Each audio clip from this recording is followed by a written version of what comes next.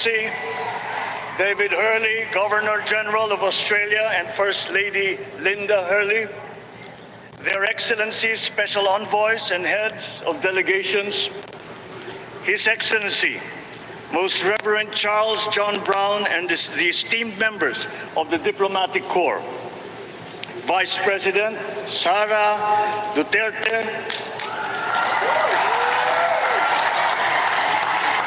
President Fidel Ramos, President Joseph Ejercito Estrada, President Gloria Macapagal Arroyo,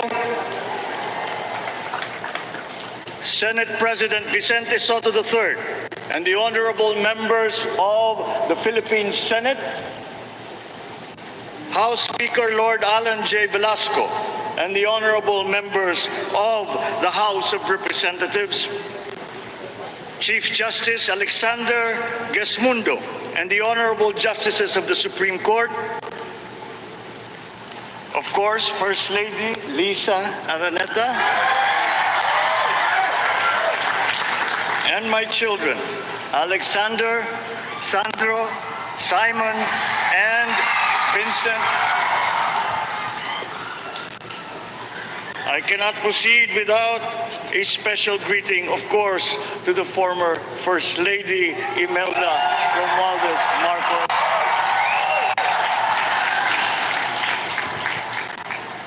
Other distinguished guests, ladies and gentlemen, my friends, ang aking minamahal na mga kababayan,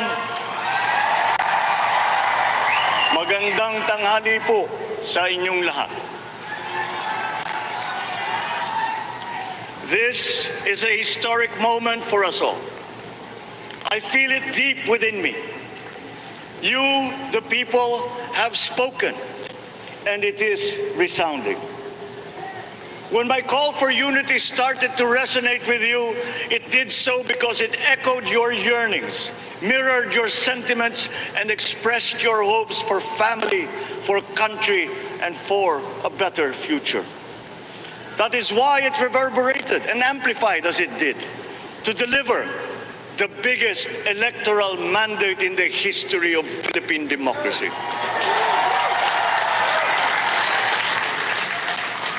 By your vote, you rejected the politics of division. I offended none of my rivals in this campaign. I listened instead to what they were saying. And I saw little incompatibility with my own ideas about jobs, fair wages, personal safety, and national strength, and ending want in a land of plenty. I believe that if we but focus on the work at hand and the work that will come to hand, we will go very far under my watch. You believe that too. At pinakinggan ko ang tinig ninyo na ang sinisigaw ay pagkakaisa, pagkakaisa, pagkakaisa. We will go farther together than against each other, pushing forward, not pulling each other back, out of fear, out of a misplaced sense of weakness. But we are the furthest from weak. The Filipino diaspora flourishes even in the most inhospitable climes, where they are valued for their quality. The changes we seek will benefit all and will shortchange no one. I was not the instrument of change. You were that. You made it happen. I am now. You picked me to be your servant, to enable changes to benefit all. I fully understand the gravity of the responsibility that you've put on my shoulders. I do not take it lightly, but I am ready for the task. I will need your help. I want to rely on it. But rest assured, I do not predicate success on the wide cooperation that's needed. I will get it done. I once knew a man who saw what little had been achieved since independence. in a land of people with the greatest potential for achievement. And yet, they were poor. But he got it done, sometimes with the needed support, sometimes without. So will it be with his son. You will get no excuses from me.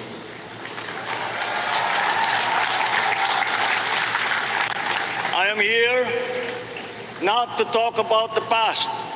I am here to tell you about our future. A future of sufficiency, even plenty, of readily available ways and means to get done what needs doing, by you, by me. We do not look back, but ahead, up the road that we must take to a place better than the one we lost in the pandemic. Gains made and lost, opportunities missed, well-laid plans superseded by the pandemic. Indeed, ours was the fastest growing economy in ASEAN by ways now outdated. We shall be again by radical change in the way the world must now work to recover what we have lost in that fire and move on from there. We face prospects of the spread of the war abroad, of which we are totally blameless. We seek friendship with all. But our countries like ours will bear the brunt of it. And if the great powers draw the wrong lessons from the ongoing tragedy in Ukraine, the same dark prospect of conflict will spread to our part of the world. Yet, there is more out there. Like going forward by new ways of doing that the pandemic forces to adopt. A stronger resilience, quicker adaptability. They are our best prevention. They are our best protection. Quiet reflection in a rough and tumble campaign of a breadth and intensity never experienced revealed some of them, such as the willingness to listen despite the noise, the hesitation to quarrel over differences, and to never, ever give up hope of reconciliation. These gave me the peace to ponder deeper. There are hints of a road not taken that could get us out of here quicker to something better, something less fragile. There is also what you, the people, did to cope. But this time empowered by new techniques and more resources. You got by, getting some of what you needed with a massive government help. And for this, I thank my predecessor for the courage of his hard decisions. But there is a way to put more means and choices in your hands. I trust the Filipino. Imagine how much more you'd achieve if government backstops instead of dictating your decisions. Always there to pick you up when you fall, giving what you need to get past a problem. Imagine if it invested in your self-empowerment to bring it closer to taking on whatever challenges come. Imagine a country that, in almost every sense, is you. Now imagine what you and government can achieve together. We did it in the pandemic. We will do it again. But again, I will not predicate my promise to you on your cooperation. You have your own lives to live, your work to do, and there too I will help.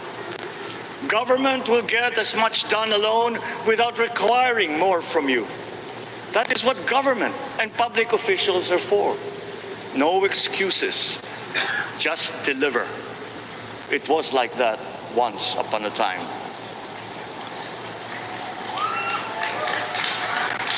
I did not talk much in this campaign.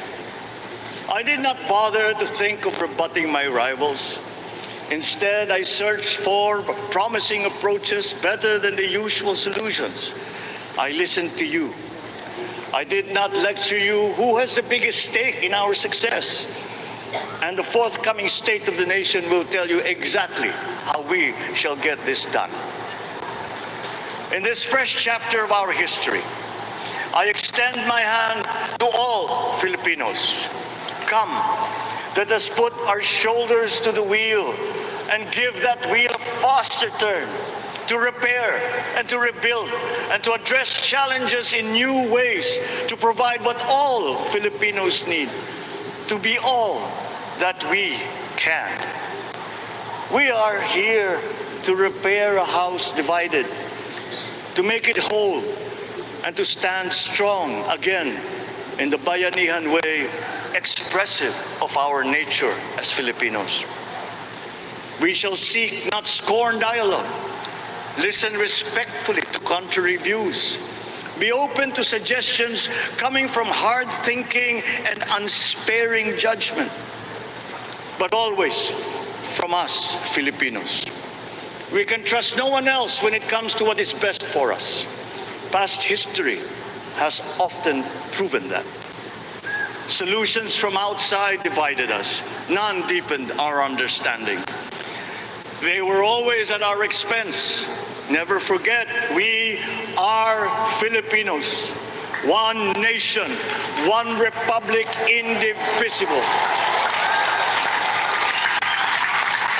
We resisted and never failed to defeat foreign attempts to break up our country in my father's watch. His strongest critics have conceded that. So let us all be part of the solution that we choose. In that lies the power to get it done.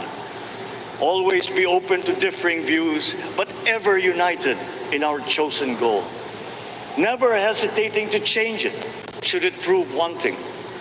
That is how agile, resilient republics are made. Our future we decide today.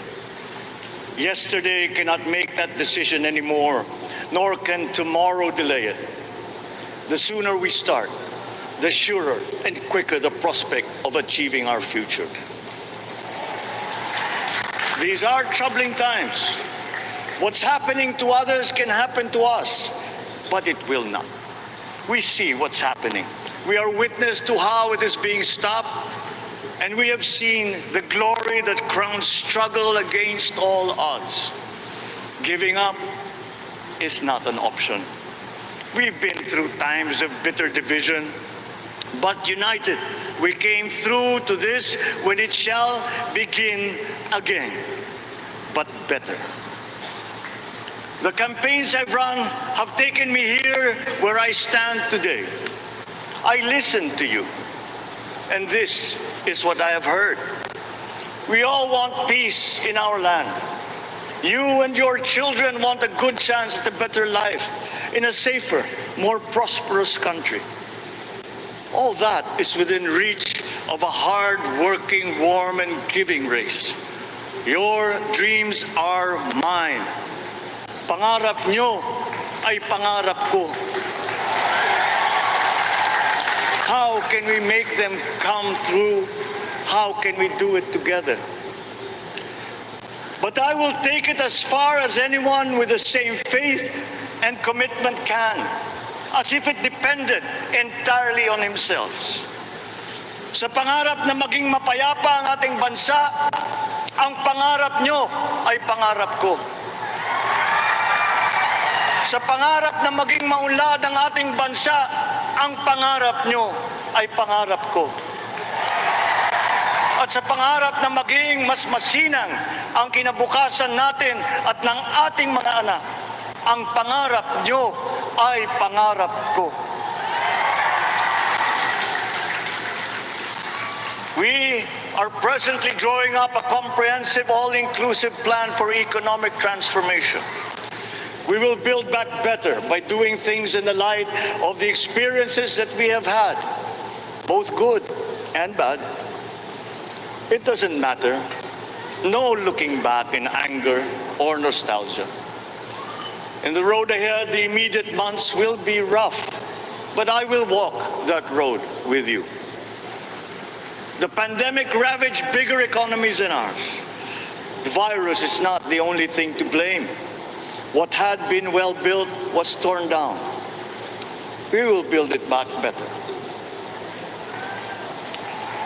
The role of agriculture cries for the urgent attention that its neglect and misdirection now demands. Food self-sufficiency has been the key promise of every administration. None but one delivered. There were inherent defects in the old ways and in recent ways too. The trade policy of competitive advantage made the case that when it comes to food sufficiency, a country should not produce but import what other countries make more of and sell cheapest. Then came Ukraine. The most vulnerable when it comes to food are the countries furthest away from the conflict, those bearing no blame for provoking it. Yet they face the biggest risk of starvation. If financial aid is poured into them, though it never is, there is nothing to buy. Food is not just a trade commodity. Without it, people weaken and die. Societies come apart. It is more than a livelihood. It is an existential imperative and a moral one. An agriculture damaged and diminished by unfair competition will have a harder time or will have no prospects at all of recovering. Food sufficiency must get the preferential treatment the richest free trade countries always gave their agricultural sectors. Their policy boils down to don't do as we do. Do what we tell you to. I am giving that policy the most serious thought if it doesn't change or make more allowances for emergencies with long-term effects. There is a parallel problem in our energy supply. Sufficient fossil fuel-free technology for whole economies has yet to be invented. And it is not seriously tried by rich countries. Again, consider the response of the richest countries to the war in Ukraine. But surely, a free world awash with oil can assure supplies. Or we will find a way. We are not far from oil and gas reserves that have already been developed. What we teach in our schools, the materials used must be rethought. I am not talking about history. I'm talking about the basics, the sciences, sharpening theoretical aptitude and imparting vocational skills, such as in the German example, alongside the national language with equal emphasis and facility in a global language, which we had and lost. Let us give OFWs all the advantages we can for them to survive and to thrive. Our teachers from elementary up are heroes fighting ignorance with poor paper weapons. We are condemning the future of our race to menial occupations abroad. Then they are exploited by traffickers. Once we had an education system that prepared coming generations for more and better jobs. There is hope for a comeback. Vice President and soon-to-be Secretary of Education, Sara Duterte Carpio, will fit that mission to a T. We won't be caught unprepared, under-equipped, and understaffed to fight the next pandemic. To start with, we never got over the pandemic of poor, if any, free public health. The last major upgrade of a public health system, exemplified by the resources poured into PGH, predates the current shambles by 3 generations. Our nurses are the best in the world. They acquitted themselves with the highest distinction abroad, having suffered even the highest casualties. With the same exemplary dedication at home, they just got by. They are out there because we cannot pay them for the same risk and workload that we have back here. There will be changes starting tomorrow. I am confident because I have an OPLEC in my cabinet. There were shortcomings in the COVID response. We will fix them out in the open. No more secrets in public health. Remember, I speak from experience. I was among the first to get COVID. It was not a walk in the park. My father built more and better roads, produced more rice than all administrations before his. President Rodrigo Roa Duterte built more and better than all the administrations succeeding my father's. Much has been built, and so well, that the economic dogma of dispersing industry to develop the least likely places has been upturned. Development was brought to them. Investors are now setting up industries along the promising routes built. And yet, the potential of this country is not exhausted. Following these giant steps, we will continue to build. I will complete on schedule the projects that have been started. I'm not interested in taking credit. I want to build on success that's already happening. We will be presenting the public with a comprehensive infrastructure plan. 6 years could be just about enough time. No part of our country will be neglected. Progress will be made wherever there are Filipinos, so no investment is wasted. The recovery of Philippine tourism, with its emphasis on accessing nature's beauty, I am sure will exceed expectations. And bigger is not always better, but there's something to be said for economies of scale. And yet the country invites investments in fast-rising industries with quick returns and inflicts irreparable damage for future generations.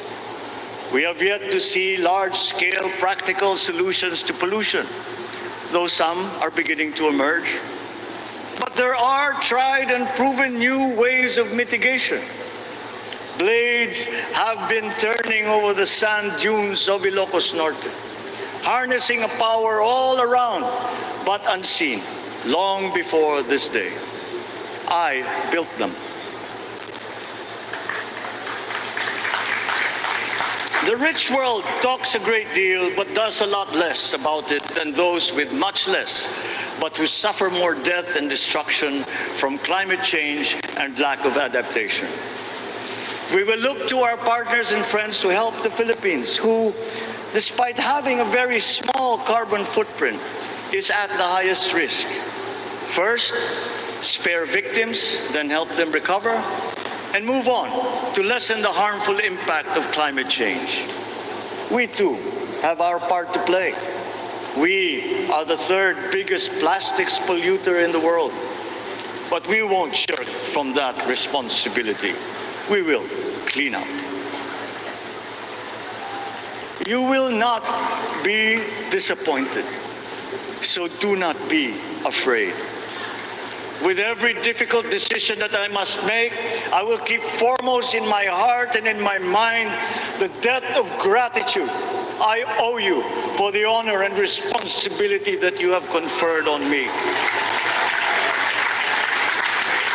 Whatever is in a person to make changes for the better of others, I lay before you now in my commitment.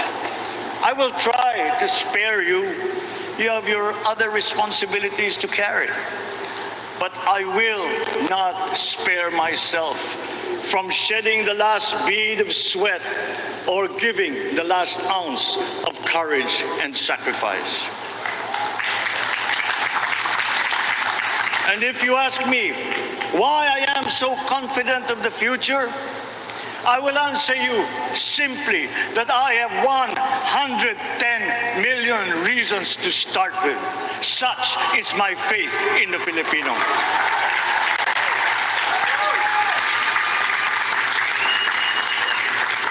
Believe, have hope. The sun also rises like it did today and as it will tomorrow. And as surely as that, we will achieve the country all Filipinos deserve. God bless the Philippines. God bless our work. Maraming salamat po sa inyong lahat. Mabuhay ang Pilipinas. Magandang tanghali po.